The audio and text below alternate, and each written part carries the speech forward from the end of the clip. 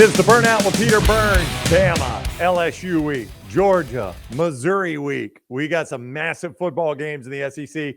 We'll talk about all of them right now with the SEC Network's Peter Burns. The show presented by MyBookie.ag, code next round. Sign up for that 110% sign-on bonus at MyBookie.ag, code next round. What is up, Peter Burns? How are you today? I'm doing well. Big week. I kind of felt like we were just through that. Like when you go play golf. I know you're a big golfer, right? So I love golf. When you're playing Shoal or Birmingham Country Club or one of those 40-40 places, like you get to like 11 or 12, and you're like, all right, the newness of the round is worn off, but you're not on those big closing, finishing holes. That's what I kind of felt like week 8 and 9 were, and now we're headed into Amen's corner. Between LSU and Bama, and I mean. You talk obviously Georgia, Missouri, even Ole Miss, A&M, like a unbelievable slate of games coming up this first weekend in November. Back in the day, Auburn used to have an actual Amen Corner. They used to call it Amen Corner for Auburn when they would play Florida, Georgia, and Alabama many times in 3 consecutive games. There might have been some times where, a bye week was mixed in or maybe an out-of-conference breather. But, Amen Corner used to be Florida, Georgia, Auburn back in the day. That's a pretty tough finish, isn't it? Yeah, I was going to say that's not the schedule makers and social media would make a big deal out of that coming up. So, by the way, still awaiting, probably a couple weeks out before we find out exactly where we're at with the next schedule. So, wait to plan the fall weddings. We'll put it that way. We'll be talking basketball, and Peter will be still saying a couple more weeks. We'll get that football schedule. It's the ultimate tease. It's what we do in our industry. I know, absolutely. Well, let's get started. And before we talk Georgia, Missouri, and Bama-LSU, I want to look back at Georgia, Florida, because as you can see in the rundown, it says the Georgia switch flip. This appears to be a team that is good enough now to slop around on occasion against teams that they should blow out, end up blowing them out, but not look great doing so. But then when a team gets their attention, Kentucky and Athens, Florida and the cocktail party, buddy, they can flip that switch and they look like a different club. So stupid. Me and Marcus Spears, I've told you this, we play video games a lot at night. And sometimes you can tell when, you're playing this game called Fortnite, and there are things like computer-generated players called bots. And when you get into a bot, you're like, all right, I got it. You're just kind of hanging out, talking, playing. Right. All of a sudden, real people. And all of a sudden you sit up and you're like, all right, let's make sure we got the controllers there. We're communicating. All right, you got the flank. You got this right there. That's what it kind of feels like with Georgia football, right? It's like, all right, we're cool enough to show up at the party right now. Let's go. And, I was thinking about it. And the 2 big takeaways were, one, Florida really pissed off Georgia right off the bat by scoring on them. They should know. They should have known better, right? You let Georgia score first. You allow them to get into this false sense of security, and then bam, you start playing. But to go out there and punch the proverbial bulldog right in the nose right off the bat, that only pissed them off. And 2, are we going to start having this conversation, Ryan? No one is brave enough to have this conversation. Is Georgia a better team without Brock Bowers? We've seen one game of it, so it's hard to say. But, I mean, that offense looked awful good without him. All joking aside, I thought it was kind of interesting. I had Aaron Murray, former Georgia quarterback, on my show this morning, and he said, a lot of what Bobo liked to do and what Kirby liked to do is, hey, with Brock Bowers and the 2 tight end set, it rolls. That's just how they play. But he goes, this made them change a little bit more. It's like, all right, now we got to get Dominic Lovett involved. Now we got to get Ra involved a little bit more. Now we got to get Rosemead, like all these guys. And it almost seemed like a more comfortable, aggressive, scarier offense. So I say it tongue in cheek. You're never a better team if Brock Bowers is off of it. But all of a sudden you're dipping into a non-comfort zone offensively that is like, oh, Beck can do this. Watch out. You remember when everybody was criticizing Mike Bobo, right? Back at the start of the year. And they're not doing it anymore. But, I mean, it was clear, though, now as you look back on it, look, I got sucked in at the time, too. I'm like, ooh, boy, this offense taking a step back. But they were bringing Carson Beck along slowly. And now Carson Beck's really good, man. He's a top 10 passer in the country in terms of yards per game. He's playing really, really good football with or without Brock Bowers. And, I mean, I don't know if my bookie has it, but – to put $1 or $2 right on Carson Beck winning the Heisman wouldn't be the craziest thing right now, because now, a lot of that shine was obviously going to go to Brock Bowers because of the success that he has had, and rightfully so, and kind of a longevity award. But Carson Beck has thrown for 250 plus in every single one of his games as a first-time starter, and he's got 3 or 4 straight marquee games, including more than likely an SEC championship game. Why not Carson Beck as a true Heisman contender? I was going to try to find those odds to see if he shows up. He might be part of the field because we were just talking before we started this. I was talking to Lance Taylor. Yeah. And LT was like, man, you could get Oregon right now. I think he said 14-1 to win the national championship. I'm like, that's a pretty good play. Yeah, I'd jump it. Yeah, something like that. I mean, I don't believe in Washington. And now remind me, the Pac-12, do they do the 2 best teams? Yeah. No division. So they're probably going to play Washington again. And on a neutral site, yeah. I don't know if I wouldn't take them. I mean, look at how well Lanning in Oregon got last year after getting demolished by Georgia. Like, they put it back together. Like, I mean, that's a pretty dangerous team. And real quick about that, and I know we're not starting the burnout of Bo Nix talk in Oregon quarterbacks, but he's played really well though. What a great story, right? No, no doubt. Yeah. God forbid we actually don't think an 18-year-old quarterback can play well when we parachute him into the toughest conference in football and the toughest division. Like, you know, he was looked at as, Bo Nix can't play. Well, guess what? He developed, and now, I mean, I'm telling you, he's a live one for the Heisman and a live one for the national championship. Yeah, I don't think there's any doubt. I mean, the way he's playing, and it's wild to see. And this is credit to Dan Lanning. Look, they got SEC ties. We can talk about him, right? Yeah, he's a credit to Dan Lanning. I'd say credit to Dan Lanning that he's playing the way he is. I mean, this is a guy, Bo Nix, that a lot of times was a very average SEC quarterback. He would have moments of brilliance, but the whole picture, he was an average quarterback, and now he's got 1 interception. I mean, we're about to play November football, and he's thrown 1 interception. It is I almost look at Bo Nix as almost like a throwback quarterback in the fact of, all right, hey, you're hyped. You're going to play early. You're going to develop each and every year. You get better. And oh, by the way, you're really damn good in your last year. Like that's right. Actually the normal journey that college football quarterbacks took for 70 years. And, you know, the fact that he does it now, and we look at it going, wow, what a weird deal. Like, kudos to him. Yeah, absolutely. It'll be interesting to see what they do. Now, Missouri comes to town for Georgia.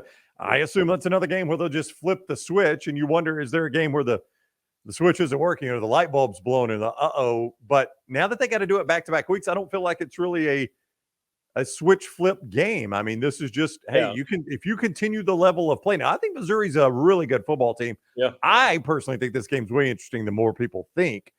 But you just continue the play you had against Florida, Missouri coming off the bye. You win this game going away. But I do think this is a good Missouri team. Yeah, I think, honestly, the worst thing that could have happened to Missouri this week in this year was what happened to them last year. Because now Georgia, they got all the attention of the Georgia Bulldogs. When they went up to Como and Georgia damn near lost that game. Like, had Georgia won that game 41-14, I think they're much more of a live. I wouldn't say much more, but I think they're more of a live, underdog as maybe they are now. Because I guarantee you, Kirby, from the minute it was zeros on the clock against Florida, we got Missouri. Remember, they damn near whooped us last year, so it's top of mind for them. I do think, though, the approach you would have to have for Missouri to win this game will be the approach that I would imagine Eli Drinkwitz takes, and that is be willing to gamble a little bit. Like, you're not going to go to Athens and kick field goals and beat Georgia. You got to go to Athens, and if it's 4th and 1 on the 30, you just go ahead and go for it. Don't settle for a long field goal, even though you got a kicker that can make it from Atlanta. You don't worry about that. You're not going to beat Georgia that way. You beat Georgia going for it on 4th down and turning 3 into 6. And I do think Drinkwitz approaches it that way, which will help Missouri, I would imagine. Yeah. I mean, if I'm Eli Drinkwitz, I get a wristband made, like one of those Live Strong bracelets that you can put your own endorsement on. And it just says, it has Lane Kiffin on one side, okay, and it has Jimbo Fisher in the other, and it says you want to live in this spot. Like, this is where you want to live, okay? And so for any single time that he has a 4th down, he's going to do it, go, all right, would Lane Kiffin do this against Nick Saban in 2021? Okay, I'm not going to do that. Or should Jimbo Fisher would he have done this against Alabama? No, he definitely wouldn't have. Okay, I'll do it here. So I think that's to live in that little happy medium. There you go. I like that. Yeah. Somewhere between Jimbo and Lane Kiffin. By the way, Carson Beck, to answer your question, the best I can find right now, 30-1 I mean, not awful, 30-1. That puts you in the neighborhood of Dylan Gabriel, who is 25-1, coming off the loss to Kansas, and Drake May 66-1 now, coming off back-to-back losses to Virginia and Georgia Tech. Drake's done, and Dylan, I'm not sure if they're. I don't really believe in Oklahoma. I don't either. Yeah, and I think he had the big game, but I think that flames out. But Carson goes out there and beats ranked Missouri. Then they beat a ranked, I think a highly ranked, because I think Ole Miss beats A&M, ranked Ole Miss team. And then they go on the road to Neyland and win that game. And then I can't remember. Heisman is after conference championship. Your vote is due that Sunday or the early Monday, I believe. And then all of a sudden he gets into a shootout with LSU. Spoiler alert, I think LSU still beats Alabama. Then if that's the case, you're talking a lot of ranked wins and more than likely a lot of points without Brock Bowers. Yep.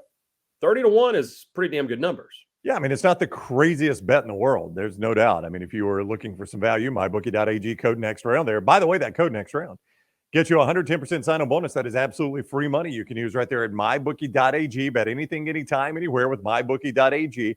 You make that initial sign-on deposit. They give you a bonus of 110% free money right there at mybookie.ag. The Burnout also presented by Manscaped. Manscaped.com. Keeping Peter Burns and me all trimmed up. You get any of their great, they've got the performance package, the 5.0 Ultra, which includes a lot of their products there. You can see that at manscaped.com.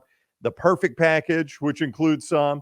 You can buy stuff separately. The lawnmower, which is for the undercarriage and the entire body. Peter is not going to show us where he uses that one. The beard hedger I use, it's got the dial guard there, so the guard doesn't pop off at the wrong time. The handyman, which is the compact face shaver. The weed whacker takes care of the nose hair and the ear hair. They got boxers. They got face products. They've got the crop preserver, which is the ball deodorant there, aftershave. They've got it all right there at manscaped.com. And we're going to have I remember when Manscaped first came out, I was like, I get it. Ha, ha, ha. And then like I got some of the product and I'm like, oh no, for real. Like it's no joke. That I have is one of the best because it will go down and like it's safe. So like sometimes I'd use the other trimmers and it would kind of nick me, but this thing is legit. And like I said, that's me talking about it before I even got the product lately. Yep. And that's the moneymaker there for Peter Burns. He's got to protect that face. He's on TV all the time. Hey. You can get a discount from Burns right now with code Burns. 20% off your initial order right there at manscaped.com with code Burns. Enter that at checkout. Your first order there at manscaped.com, 20% off with code Burns. Manscaped.com, code Burns. All right, let's talk Bama-LSU. You've already tipped your hand that LSU is going to win this game in your mind. You tweeted earlier today, and this is on a Monday, so this line can change. Understand that. But at the moment, Alabama 3.5-point favorite at home. As you pointed out, the lowest you have found this line since 2008 when the game was played in Baton Rouge, Nick Saban's return to Baton Rouge. Yeah, I mean, so I went in there because I was asking. I was like, man, I wonder what this line is going to be. And then I found out it was 3.5. And in fact, since our show, it got down to Alabama -3 is the latest I had seen. And so I asked our researchers, like, when was the last time this happened? And he says, listen, the last time they were a spread like this was 2007 in Tuscaloosa. Of course, that was LSU winning the national championship that year and Saban coming into T-Town. The following year was 2008 in Baton Rouge. LSU was a 3.5-point favorite.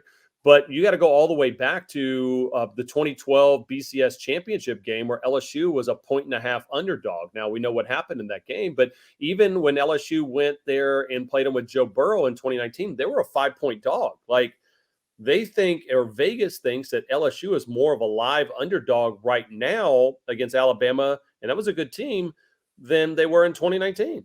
Yeah, I mean, 3.5, 3, whatever, basically accounts for home field. So they're saying these are two extremely even teams on a neutral site.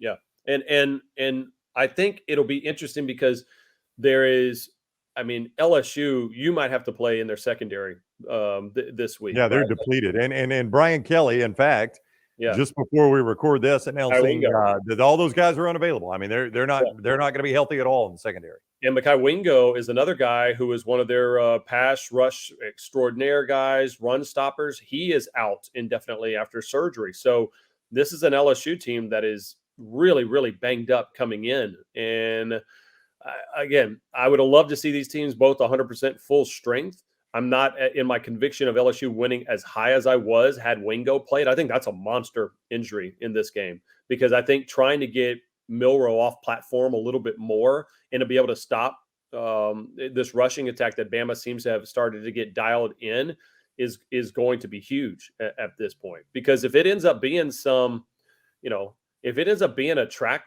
meet, if it turns out to be Alabama, Tennessee last year, I think that absolutely favors LSU. Oh, yeah. Alabama would like to keep it lower scoring. I would agree with you. When you look at LSU's defense with those injuries, as I was pointing out earlier today, it's easy to look at their rush defense and say, oh, it's atrocious. Well, if you really dig a little deeper in the numbers, when Ole Miss puts, 350 on your rushing, that's going to have an impact on your yards per game. It's really their pass defense that has been most teams have been able to find a way to take advantage of it if they're at all competent throwing the football. And Ole Miss did that too, by the way. But now that they're even more banged up, that is the way to beat that defense consistently, really is through the air. And can Alabama do that? It's something they've struggled to do consistently. When Milroe has been good at it, he's been really good at it, but he hasn't been good at it consistently. So they're in kind of the X and O's in this game because, I mean, listen, the Lugan Bills and all the really smart guys, the Brock, of the world, those guys know the football. In my feeble football mind, I look at this and go, yes, well, LSU's banged up in the secondary. You're going to let Milroe take some shots, which when he goes deep, he actually feels comfortable letting it loose and a lot of success.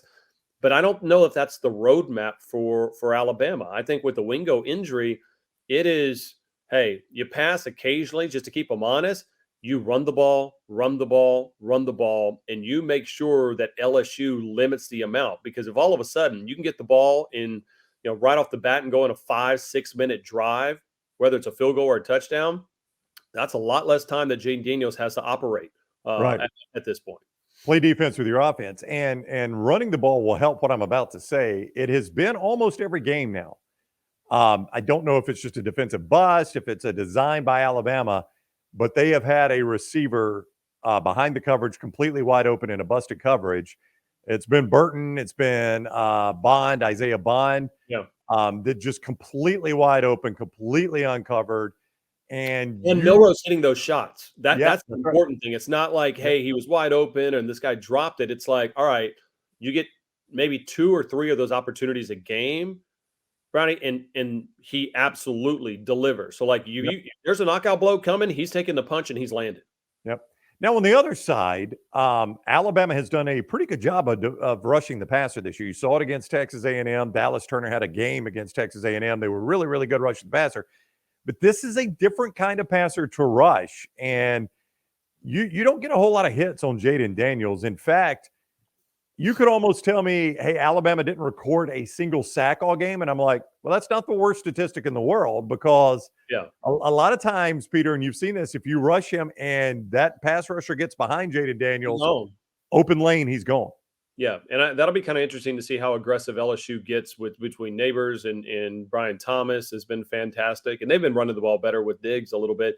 But, how many times are they going to go, all right, we're going to go 4 verts. We're going to spread everybody out. And it's just like, hopefully, if we see we got man-to-man and you don't have a spy on Daniels, well, that's 25 yards. Yeah. I mean, like that was a sneaky thing that happened with LSU in 2019 with Burrow is that they would have some design runs that Bama wasn't quite ready for. And Burrow, it doesn't look like the most fleet of foot, but he did enough to kind of move that pocket to where you're like, well, I can't disavow him right now. So that place is going to be rocking. I know they're pissed. They want a little payback from last year in that game, and I love the fact that it's virtually a coin flip. Yeah, I do too. And I'll tell you, the great matchup. I don't know how much we'll see Malik Neighbors on Kool-Aid McKinstry, but boy, how good a matchup is that receiver to defensive back? Yeah, I mean, pick your poison. Is it is it going to be Neighbors? Is it going to be Brian Thomas, who's been fantastic as well? So, this is good on good, and this is kind of somebody asked me like, hey, what are the best rivalries in the SEC? And we talked a little bit about that last week on this show, and I love Georgia, Florida. And what it means is in Jacksonville, but you can't tell me over the last decade that this is not even close. Like. I don't know that this isn't the number one game still in this conference, even with LSU having 2 losses at this. This is going to be sacrilege to some, but I am to the point where I know we're going to lose some games when the SEC starts doing their new schedule, right? In 2 weeks, so you tell me. I know we're going to lose some games when they start doing the 2025 and 26 schedules. We don't even know how many conference games we're going to have, but there are going to be some annual games that we lose. I get that. I am to the point, and this is sacrilege to some. If Georgia, Florida is one of those we lose, I'm okay with it. I'm not going to bat an eye.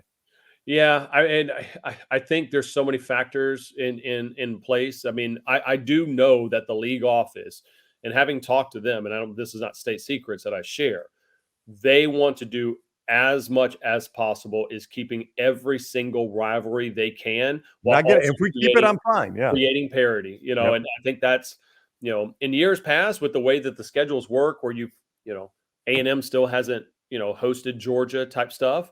Yep. Like, I don't think there was a whole lot of parity, or Auburn. My God, their schedule. But now I think there will be a lot more parity going forward with what they decide. And just do the exercise that Peter and I are about to do, because I'm going to ask him for his top 5 Bama-LSU games in the Saban era, and he's going to give me those. Just do that with a cocktail party and see if you come up with 5. You're like, oh, that's a top 5 cocktail party. That's what I said last week. It was like, how many times do you feel like some crazy stuff happened? It doesn't. I don't. Like, Iron Bowl happens, Egg Bowl, weird stuff happens. Yep. But when it comes down to that game, I'm like, I don't necessarily know if they're that, it's that great. I mean, honest to goodness, if you told me, give me the 2 biggest moments of my lifetime in the cocktail party, it's the Buck Bellew to Lindsey Scott, which, by the way, is 1980. That's been a minute. And then Mark Richt sending his team on the field to celebrate after that touchdown. I mean, that's like the 2 that stand out to me. I know Tebow had a big game where he had blood on his face. LSU Florida has been, I think, a much more interesting rivalry over the last probably 15 years or 10 years than Georgia Florida has been. No, it doesn't have the punch that some of the other games have. Now, look, if we can keep it, I'm fine with it. I'm not saying we need to get rid of it, but I am saying if it comes down to, Georgia Auburn or Georgia Florida, please give me Georgia Auburn. Georgia Tennessee, I'd rather have Georgia Tennessee. It just feels like a better game to me. And part of it too is it's just played in a soulless NFL stadium. That stadium just doesn't, it's got no soul to it. Yeah, and it goes back and forth. I mean, I understand Kirby, he wants to have as many recruiting opportunities in Athens as possible, but there are smoke-filled rooms that I'm not privy, and I get invited to a lot of rooms. That's not one of the rooms I've been invited to, that about who decides where that team is and the power brokers. I would love to see you walk in with a cigarette and everybody looks at you like, oh, I'm sorry, I thought this would be smoke filled. Let me put this out.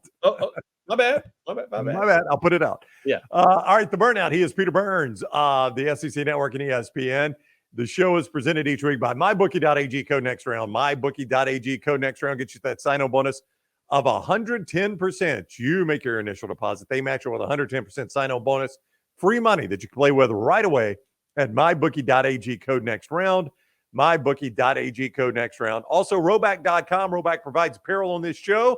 You can get the softest hoodies you will ever find. You get that great quarter zips. It is quarter zip season in the fall. The wonderful golf shirts, the amazing pants that they sent us. They are so good. All at Roback.com. TNR20 gets you 20% off your initial order. TNR20 at Roback.com. All right. I gave you homework last week. I asked you to bring your top 5 Bama-LSU games of the Saban era. Now, is this done from a neutral point of view or from your purple and gold background point of view? So, I mean, you call me out on it, right? Like either way, right? So, if you feel like it doesn't work, then it doesn't work. So, I mean, 2011, you want to go 5 through 1? Or, I mean, I'll just tell you what number 1. Let's start at the bottom and go 5 through 1. Well, real quick, number 1 is going to be 2011 game of the season. You just tip that one off. Gotcha. You can fill in everything else from there. Like the people that say that was not a good game, you don't know shit. Like that was arguably one of the greatest games in the history of the world. Like when you're pregnant with fear on every play in the second quarter and how a punt is going to be received. I mean, like every play felt like the entire weight of the world was going to move. Even field position. I mean, everything. It had everything I ever wanted it to be. Now, as an LSU fan, it worked out well, but I can't stand when people say, "Oh, it wasn't a good game." I was like, "That's BS." Like that was football at its finest. Right. So all right, so I go in. If I had to say that it was number 5, I go back. I'm just gonna go 1 through 5. I got to do it. That's That's fine. That's fine. easy. We know number 1 now. What's number 2?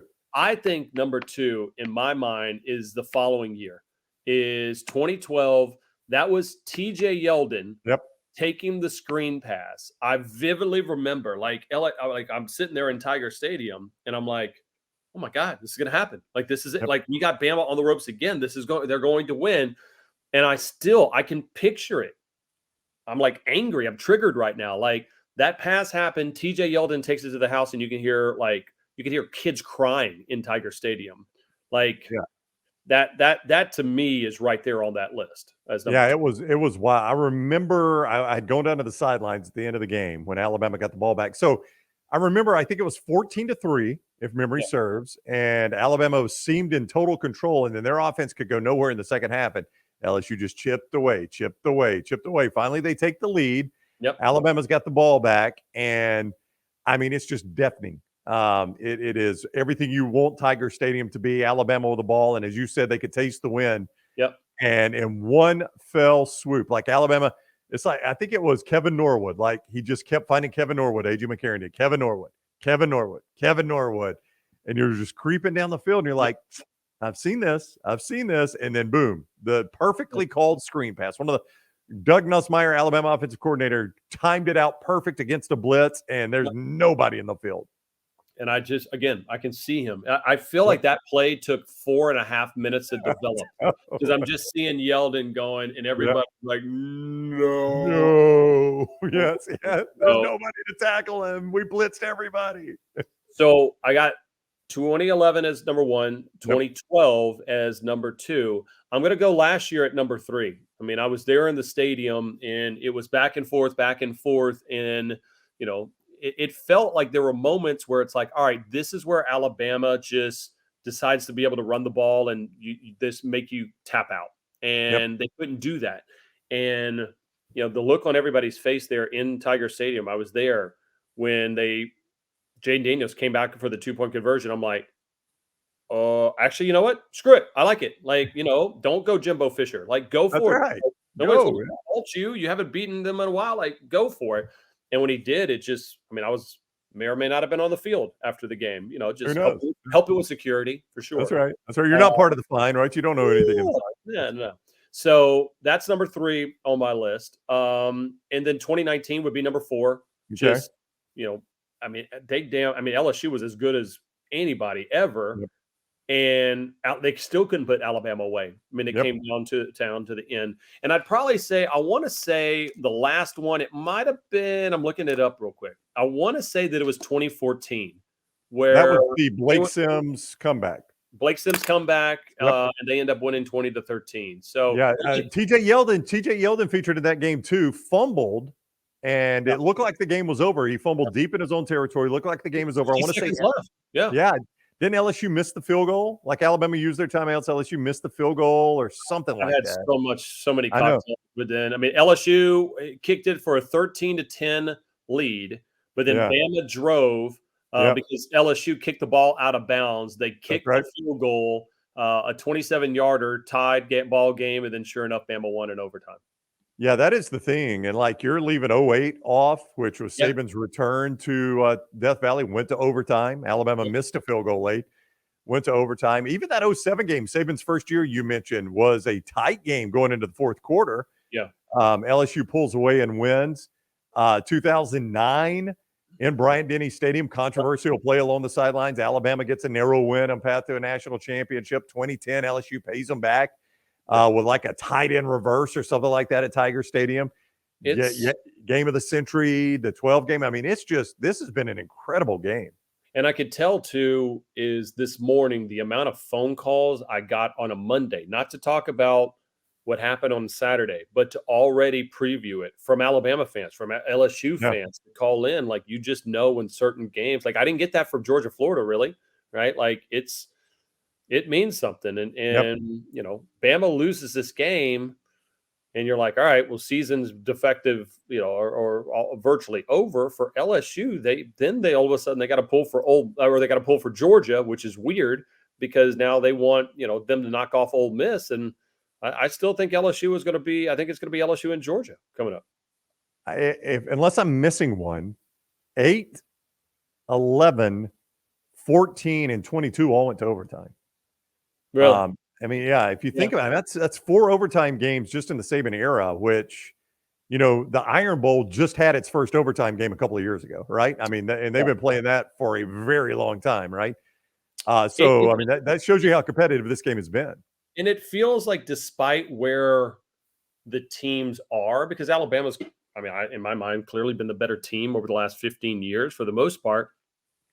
It always feels, outside of 1 or 2 games here and there, there's not like you show up and somebody just their doors blown off. Like I remember that in Oklahoma, Texas series, there'd be some times where, holy hell, this was a butt whooping from the get-go or a huge upset. Like it always just feels like, water reaches its level and they're going to be in an absolute either track meet or bare knuckle brawl. You just know somebody's getting bloodied.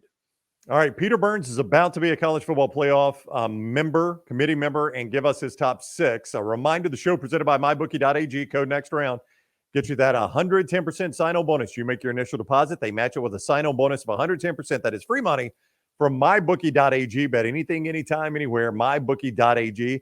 Also, if you need plays to use at MyBookie.ag, Lance'sLock.com has single day. It's got weekly, monthly, full season packages right there.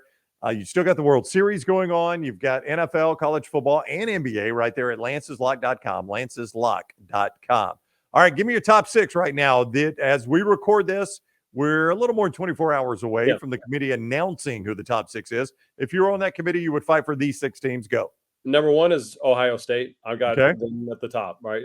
Good win against Notre Dame, a good win against Penn State. I think both of them are above average teams. I don't think they're playoff contending teams, but the resume is pretty good. They beat Wisconsin as well, too. So I have them coming in at number 1. I actually have FSU coming in at number 2. The big win against LSU, they've looked the part. I think that they've been solid. And they were interchangeable, really, with me in number 3 at Georgia. And, I probably wouldn't have had Georgia. I probably would have had them at 4 or 5 had they just kind of, casually beaten Florida. But that was an absolute – that wasn't a whipping. That was a whooping, right? Like, Florida scored that late touchdown, or else it would have been 43-13.